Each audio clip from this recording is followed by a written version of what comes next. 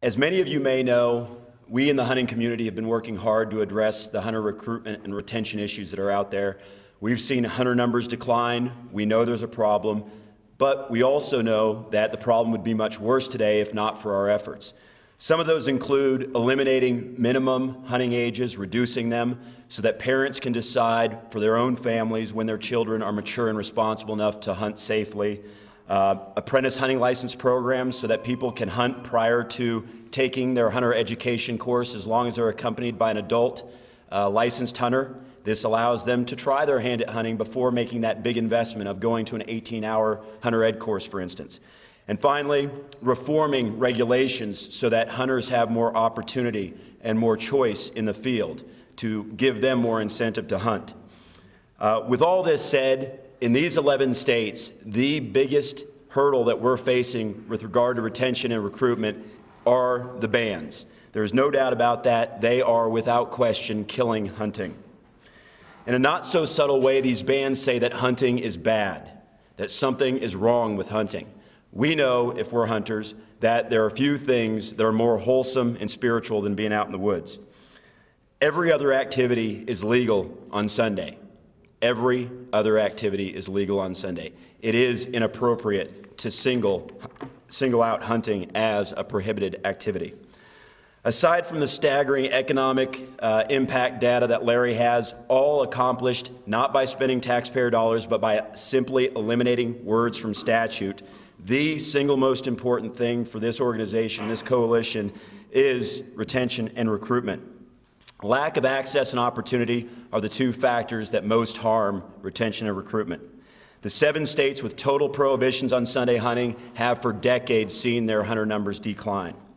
Repealing the bans will help ensure that hunting remains woven into the very fabric of American life. Many of us in the coalition live in states where Sunday hunting is banned, and we know all too well the pain associated with those bans. Our lives are busier than ever, whether it's work in the office or the job site 6 days a week, or whether it's our children's extracurricular activities. We are busier than we've ever been. Most of us only have the weekend to hunt, and these Sunday hunting bans take 50% of our available time from us. Because of urbanization, many hunters live hours from the land that they have available to hunt. In the banned states, they have 1 day to reward them for that drive. In all the other 39 states, they have 2 days. Many hunters simply choose not to make that trip. And that's where we see the retention being lost. They choose not to make that drive, and they simply fade away because it's too much trouble for that 1 day of hunting where Sunday hunting is banned.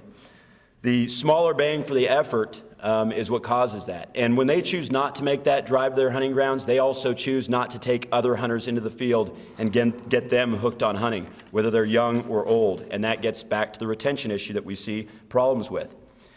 Any of you who are parents know that your children's extracurricular activities happen to be scheduled for Saturday. Because of that, we see kids being cheated of their entire hunting opportunity because they're doing other things, whether it's soccer or volleyball, debate club. We see them not having the chance to hunt at all because the state prohibits their hunting on Sunday. This really puts hunting at a competitive disadvantage that is simply impossible to overcome.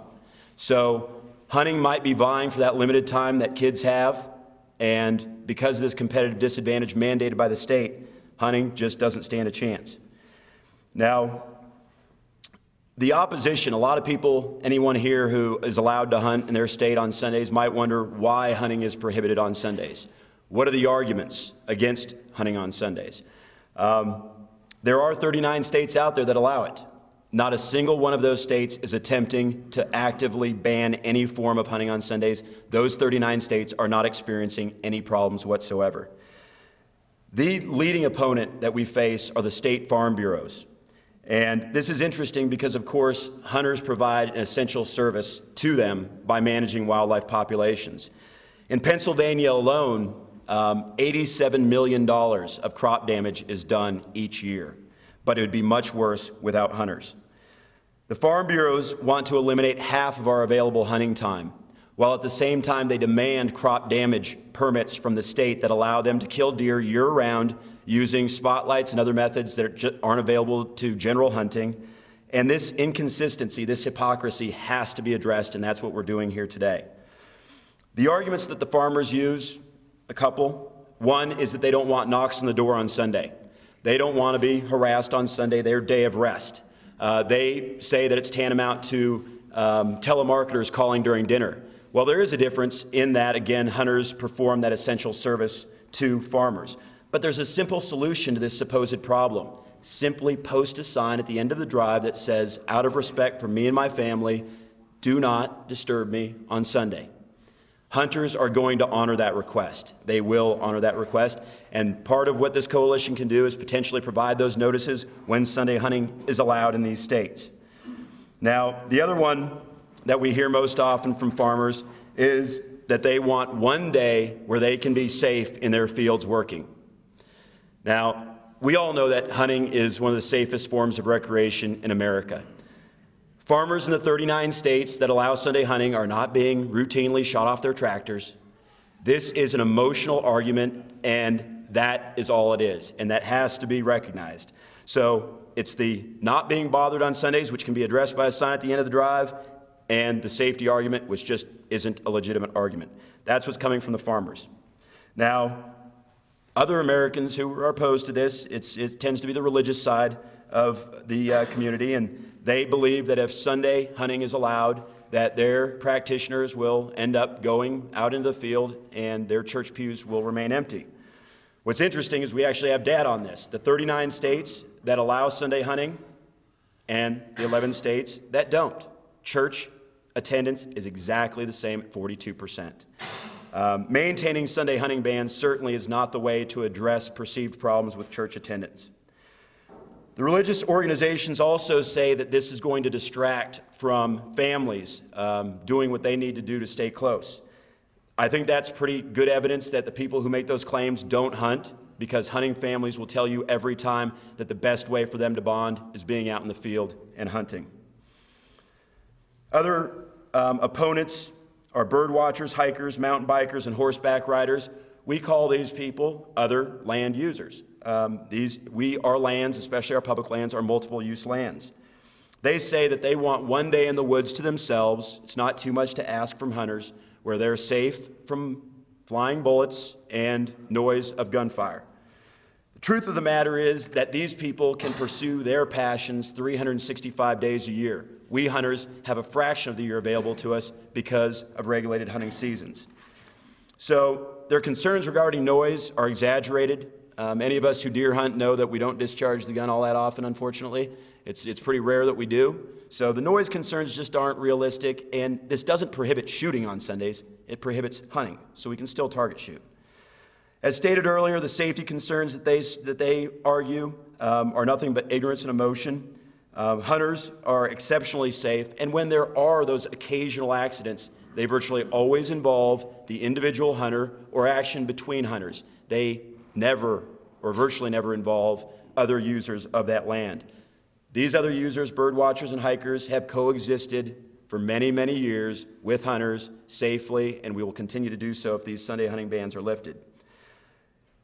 If these people are truly concerned about their safety, and I think this goes to the argument that this really isn't about safety, they would ask legislators to ban their drive to the horse stables and trailheads, because there is no doubt that that drive is thousands of times more dangerous than sharing the woods with hunters.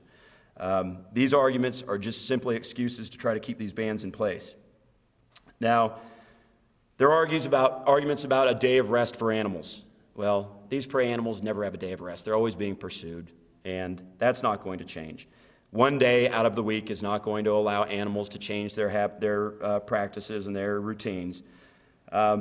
Finally, we have the expected opposition from, Chris talked about it earlier, the Humane Society of the United States. This is a group whose sole objective is to ban all hunting in America. And they try to hide that agenda. And Wayne Pacelle, their president and CEO, was more, I guess I want to say, honest about their agenda in days past. And two of his quotes are, "Our opponents say hunting is a tradition. We say traditions can change." And he said, "If we could shut down all sport hunting in a moment, we would."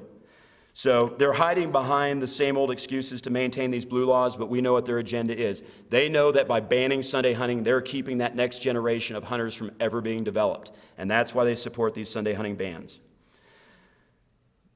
And unfortunately, the people who support these bans, or at least support the retention of them, are really aiding their cause. Whether they know it or not, they're aiding that very bad cause of trying to keep hunters from continuing down the road.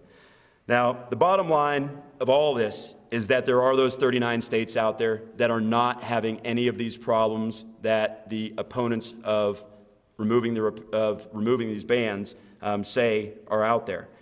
This includes New York, Ohio, and Michigan, the three most recent states to lift their bans. They have not experienced any problems. And again, none of the states out there is trying to actively ban Sunday hunting. There aren't any issues. Now, significantly, there is absolutely no biological justification for Sunday hunting bans. Our North American model of wildlife management dictates that science, not politics and emotion, drive our game management and hunting policies and laws. This certainly gets away from that whole principle. And we need to make sure that we get back to allowing science to dictate, and that's what this coalition, again, is about. We also remember that this isn't only about saving our hunting heritage in 11 states. It's about encouraging hunters to continue to pay for the lion's share of conservation.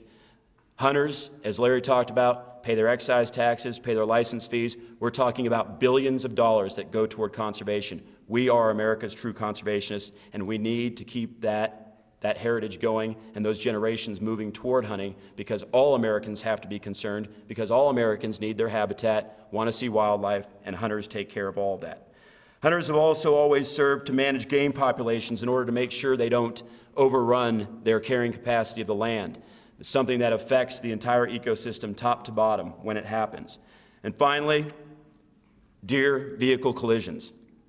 Hunting is an absolute benefit to try to reduce those incidents, and still today we have 1 million accidents involving deer every year. This is billions of dollars in lost productivity, medical expenses, repair costs.